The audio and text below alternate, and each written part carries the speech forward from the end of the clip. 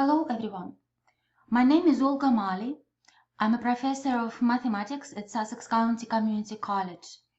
I'm going to talk today about our college novel, The Martian, from the perspective of mathematics. My lecture is called Basic Survival. The story is about an astronaut, Mark Watney, who was left behind on Mars and had to survive on his own. Here you can see a picture from the movie. This is the hub, and this is the rover, and Mark is apparently one of these astronauts on the picture. Being alone on Mars, he had to solve a lot of problems, including those related to possible starvation as well as equipment issues. The amazing fact is that he managed to solve those problems not with some high-level mathematics, not with calculus, but just with the very basic knowledge of mathematics. While reading the book, I found that math he used is actually what our students learn in the classes of basic math, basic algebra, intermediate algebra, and pre-calculus. So, if you want to survive in a critical situation, you should follow Mark's method. You do the math, you solve one problem, then you solve the next one, and then the next. And if you solve enough problems, you get to survive. I want to show you some of the problems Mark solved. Here is the list of topics that were utilized during the course of the book. Order of operation, geometry, metric system, exponential functions, fractions and percentage, trigonometry, probability, Pythagorean Theorem, and some others. Basically, you can use the novel as a math textbook. Okay, now let's look at some problems and solutions. Sol 7.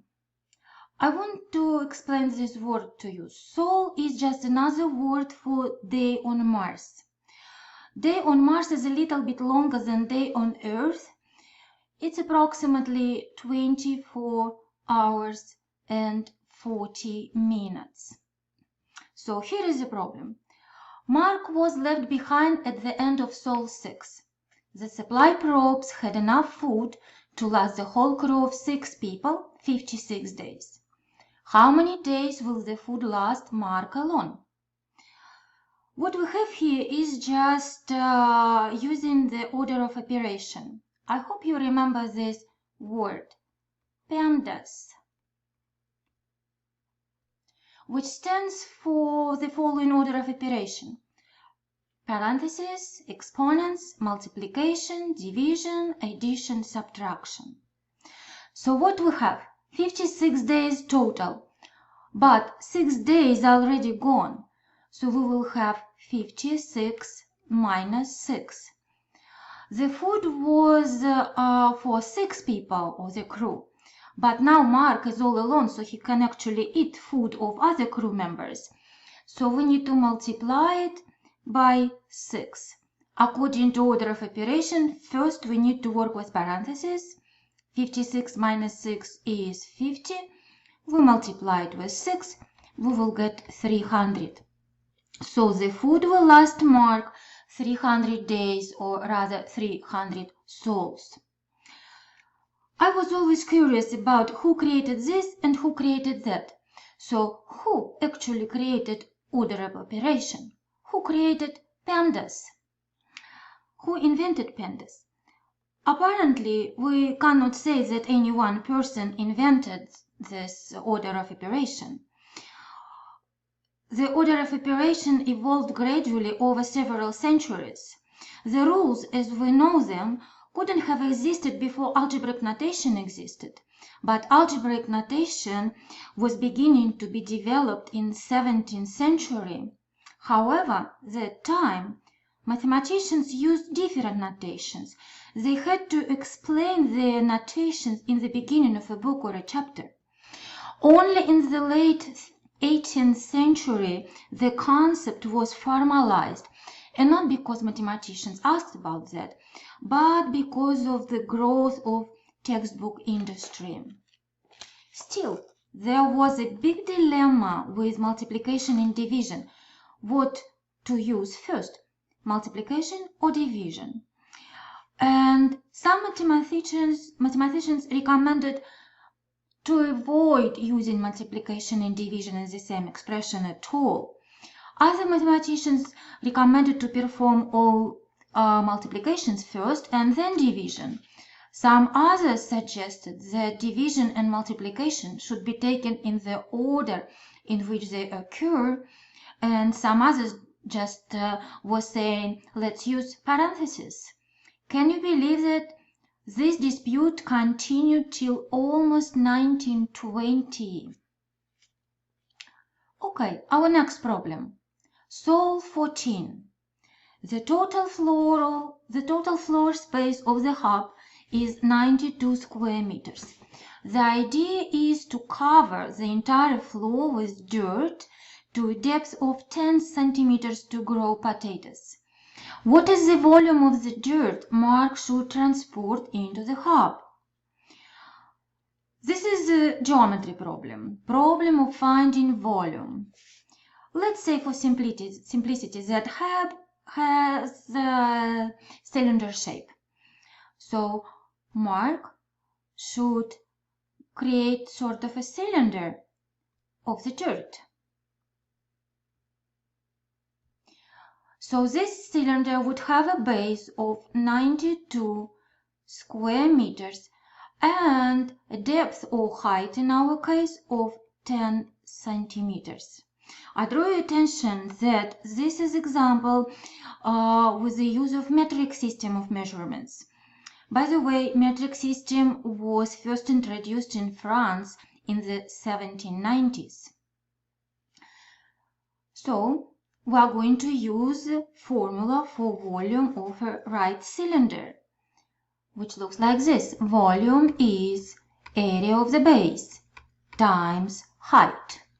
We know area of the base, we know height, but I hope you noticed that area is given in square meters and the height is given in centimeters. So before we start any computation, we need to convert our centimeters into meters.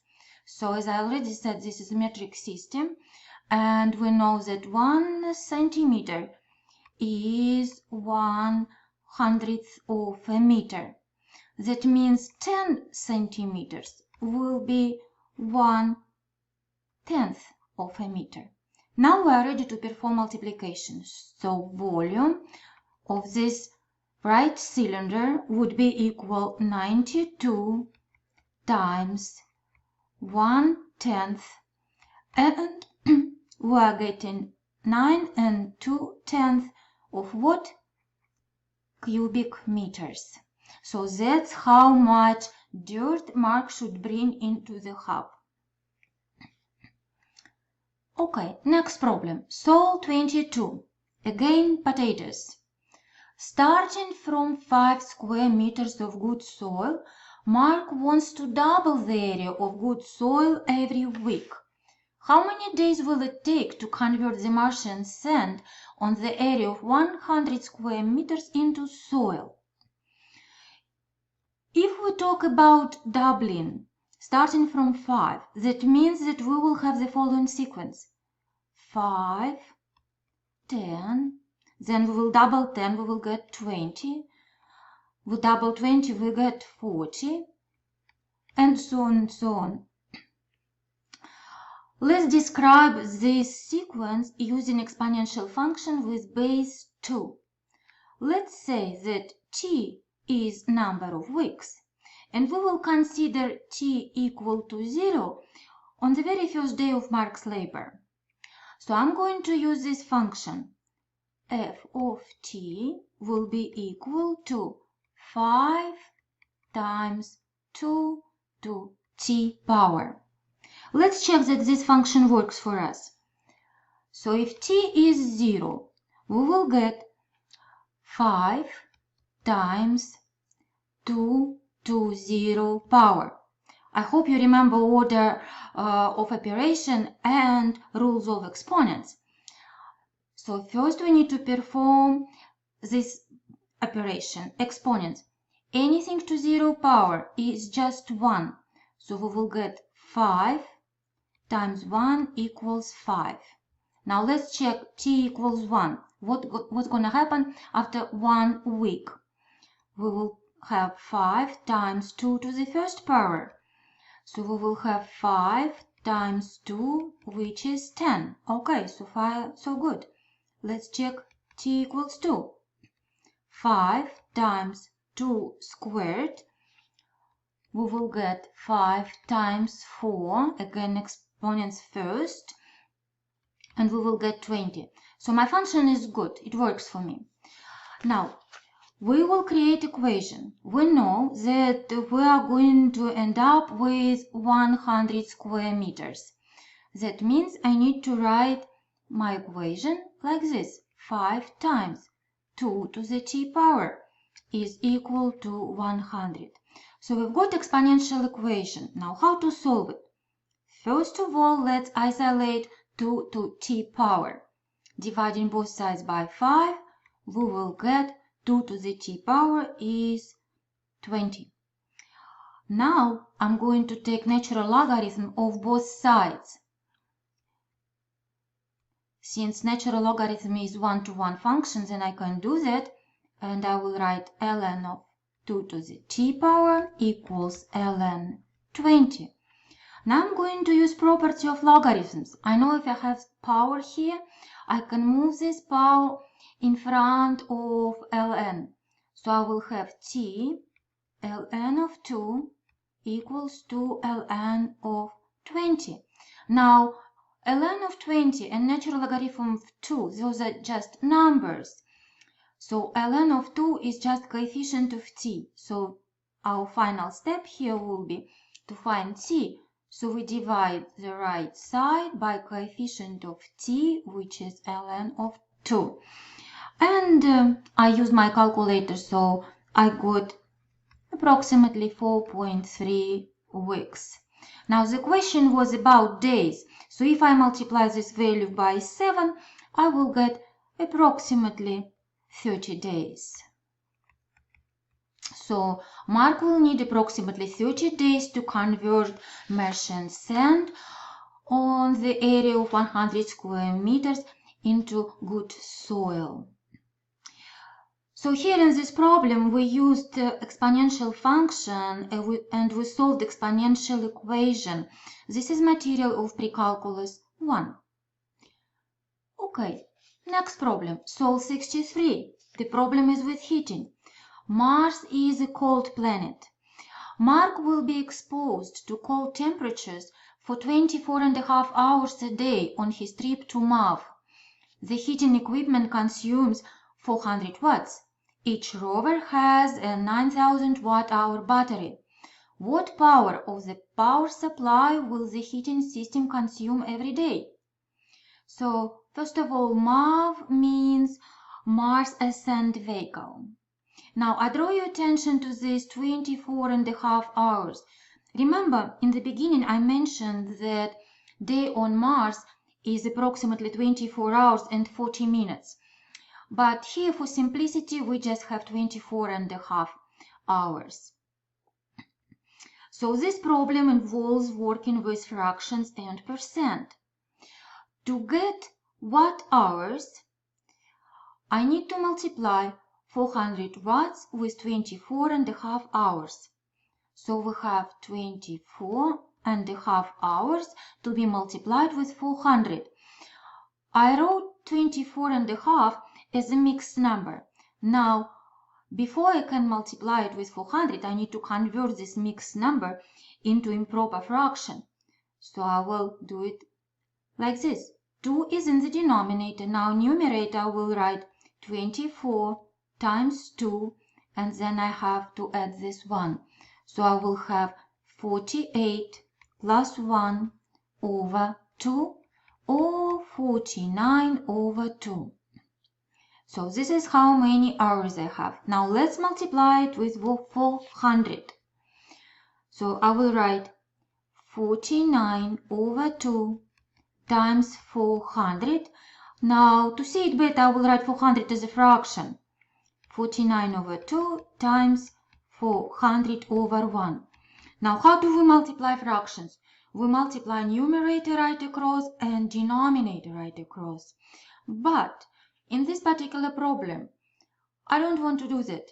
I notice that 400 in numerator and 2 in the denominator have the same factor, 2. So I can reduce those two numbers. I can divide both numbers by 2.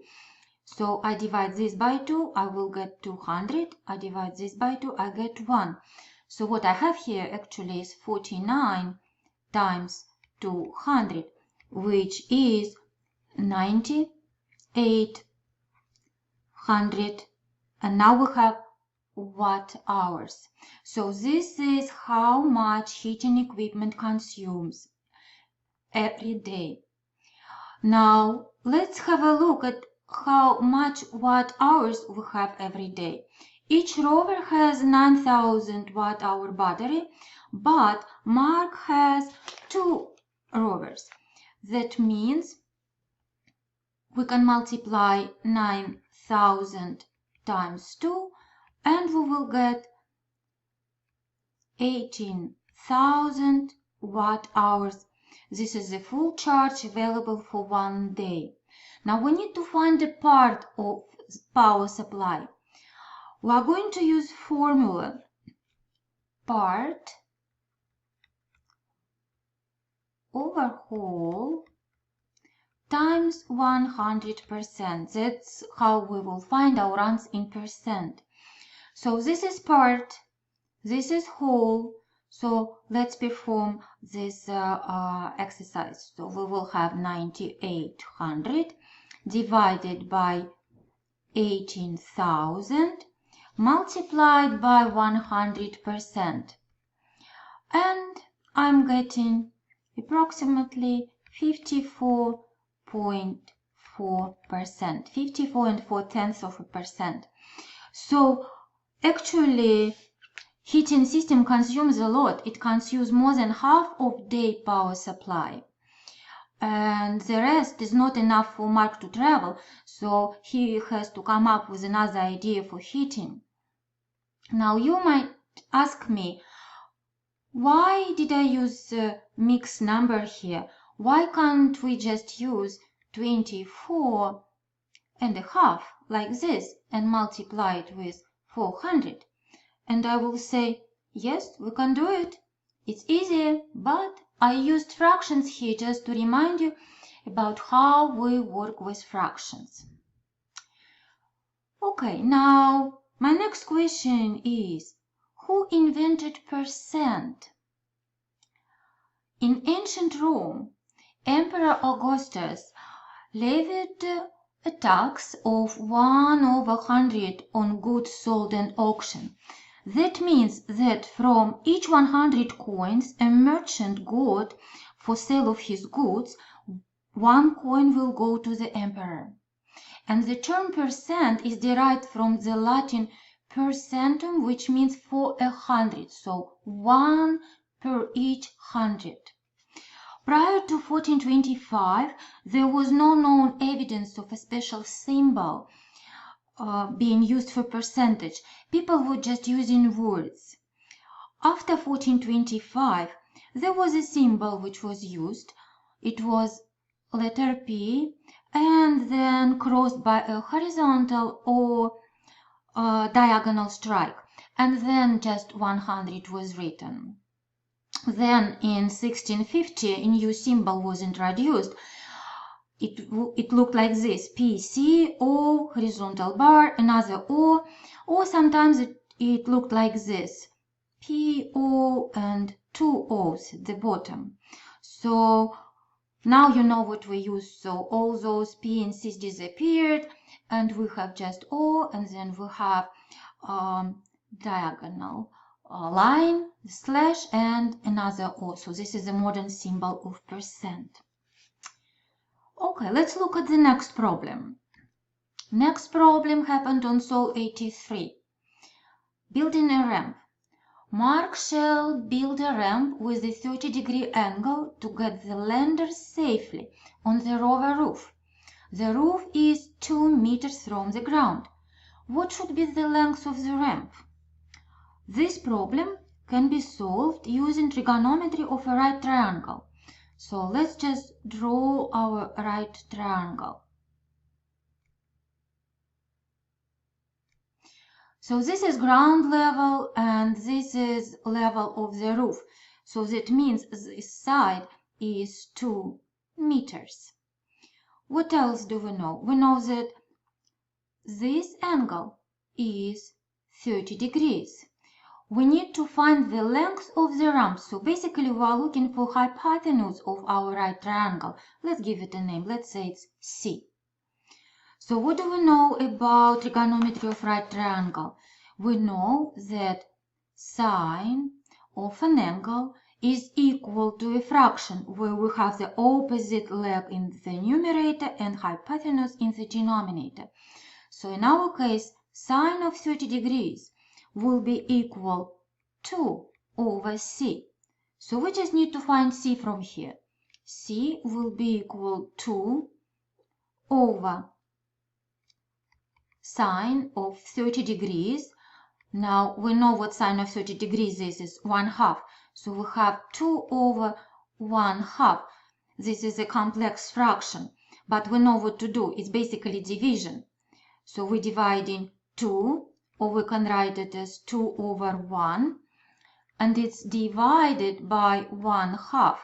To divide two fractions, we keep the first fraction, we replace division with multiplication, and we flip the second fraction. So we are getting 2 times 2, which is 4. So the length of the ramp will be 4 meters. Now, if you remember properties of 30, 60, 90 triangles, you might remember that the side which is opposite to 30 degrees is always half of hypotenuse. So just using this rule, we can say that the leg which is opposite to 30-degree angle is half of hypotenuse, which means this C is equal to 4. And we are done. So this is trigonometry problem. Trigonometry is actually the oldest science. Trigonometry means measurement of triangles, and early study of triangles can be traced to the 2nd millennium BC in Egyptian and Babylonian mathematics. Here I just put a question which was probably asked during construction of Egyptian pyramids. If a pyramid is 250 cubits high and the side of its base is 360 cubits long, what is its sect? So here we can see two ancient words, two ancient measurements, cubits and sect. So 1 cubit is approximately 21 inch, and royal cubit is the earliest standard measure of length. Sect is ancient Egyptian term describing the inclination of the triangular faces of a right pyramid. So if we look at this triangular face of a right pyramid, so sect is reciprocal of the slope. So this is a line which will show a slope. But what is reciprocal of the slope? It's basically cotangent of our angle, of this angle. Okay, so that was a little bit of a history. Now, next problem. Next problem came from NASA. To do or not to do? There is no time to do an inspection of RS probe. Inspections reveal a problem about 1 in 20 launches. The problem revealed would have caused the mission failure in half the time. What is the probability that inspection of RS would reveal a problem that will cause a mission failure? So this is a problem about probability.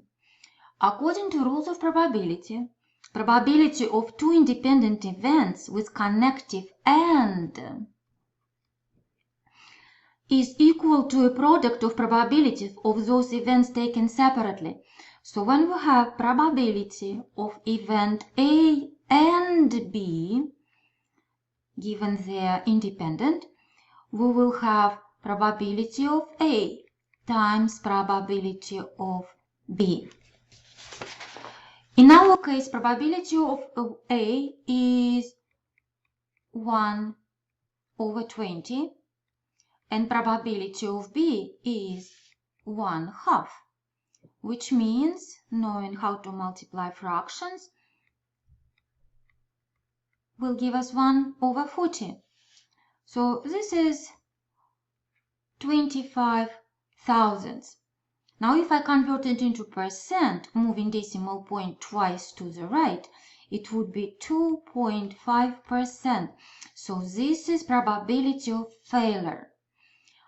But using rules of probability, I can find probability of success.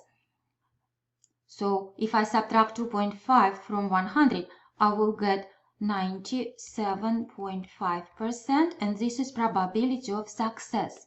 Well, it's not 100, but it's better than 0. And you will learn about NASA's decision from the book. Now, what do you think would be my next question? Yes, you're right. Who invented probability theory? The earliest known forms of probability were developed by Arab mathematicians studying cryptography between the 8th and 13th centuries.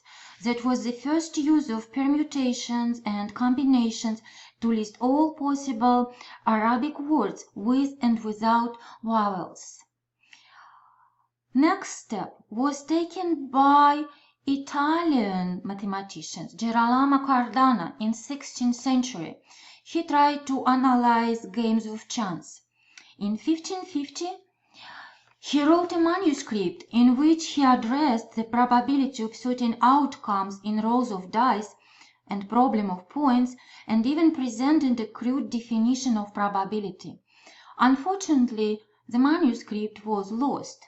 It was discovered only in 1576 and printed in 1663.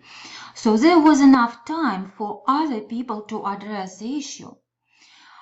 And next person who raised that question was French aristocrat and gambler Chevalier de Mer. In 1654, he wrote a letter to French mathematicians Blaise Pascal and Pierre de Fermat, and he asked his questions.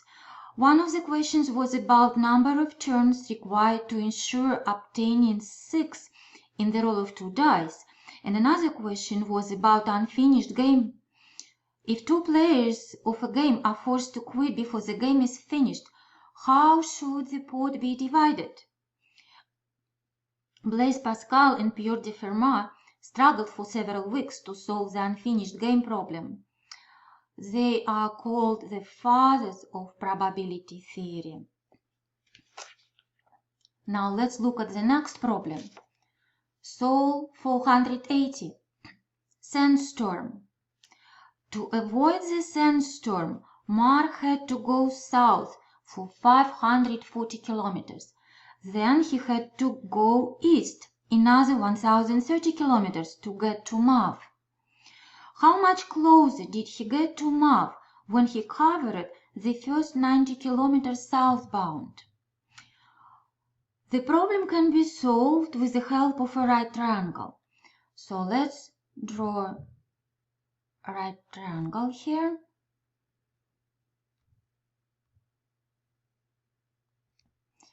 Let's say Mark is here and Mav, Mars Ascent Vehicle, is here.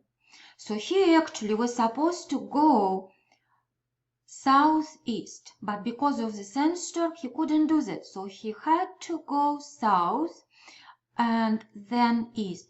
So he went south for 540 kilometers approximately. And then when he cleared of the storm, he turned and started to move east. And this is distance to Mav from this point. Due to his daily power supply, he can cover only 90 kilometers per day. But instead of taking 90 kilometers this direction, he is taking 90 kilometers south. So this is 90. So how much closer did he get to Mav by the end of the first day? So basically we need to compare this distance he was supposed to take originally and this distance. Let's call it L1, L sub 1. So what we are going to use? We are going to use Pythagorean theorem here, which says if we have a right triangle and we have two sides, A and B, we can find hypotenuse using this formula that c squared is a squared plus b squared.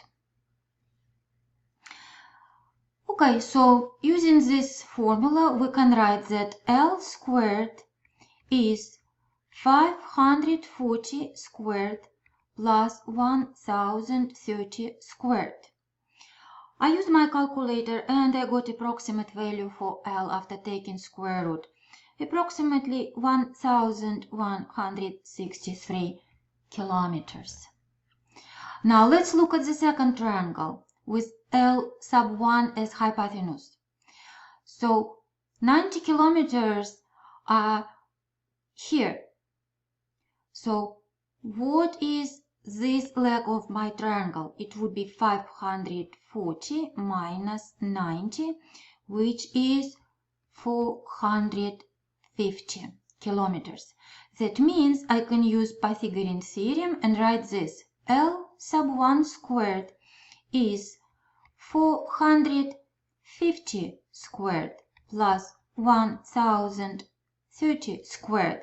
And again I use my calculator and I got that L sub 1 approximately is 1124 kilometers.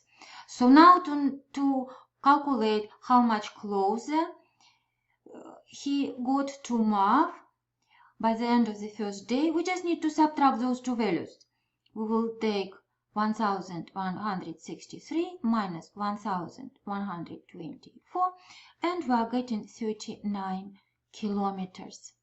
So using the same daily power supply, the full charge, Mark covered his daily limit of 90 kilometers but only got 39 kilometers closer to Mav. Needless to say that he was very upset with this fact. You probably can guess what my next question will be. Alright, who invented Pythagorean theorem? The theorem is named after the ancient Greek mathematician and philosopher Pythagoras. Pythagorean theorem was one of the earliest theorems known to ancient civilization. This theorem is Pythagoras' most famous mathematical contribution.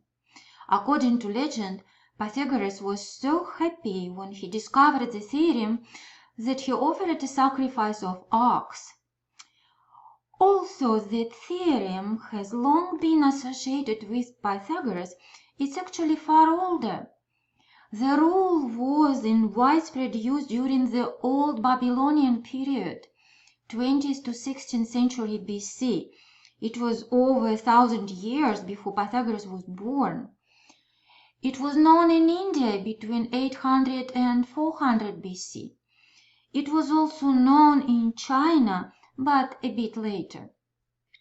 There are a lot of different proofs known to mathematicians, about 300 of them, including ones by Leonardo da Vinci and even United States President James Garfield. So, again, Pythagorean theorem is a relationship between three sides of a right triangle. If this is A, this is B, hypotenuse is C, then A squared plus B squared is C squared. And the numbers which would satisfy that equation are called Pythagorean triples. We can create those Pythagorean triples by ourselves using this formulas. We can use two natural numbers, m and n, and let's take m greater than n. And these two numbers will be a and b, and this will be our hypotenuse c. I listed just few of Pythagorean triples, 3, 4, 5, 5, 12, 13, 7, 24, 25, but you can get as many as you want. And also here is a trick. If you multiply each number here by the same natural number, you will get another Pythagorean triple. Let's try it. Let's multiply each number by 2. We will get 6, 8, and 10. This is another Pythagorean triple. Try it. Create your own Pythagorean triple. I want to finish my short lecture with the same slide I started with. You do the math. You solve one problem. Then you solve the next one. And then the next. And if you solve enough problems, you get to survive. So guys, learn math and you will survive.